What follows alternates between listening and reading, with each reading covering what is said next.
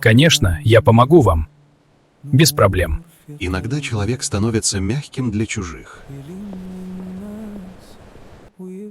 Здравствуйте, нужна помощь? Нет, спасибо, все в порядке. Позвольте, я помогу с сумками. Спасибо, сынок, не нужно.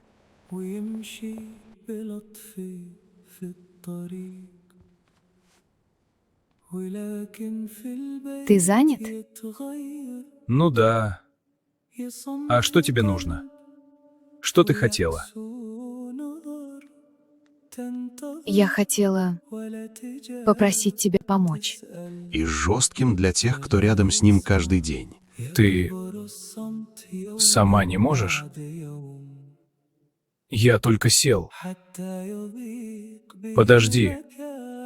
Он умеет быть внимательным, умеет быть добрым, но не там, где это действительно важно. И со временем дом перестает быть местом покоя.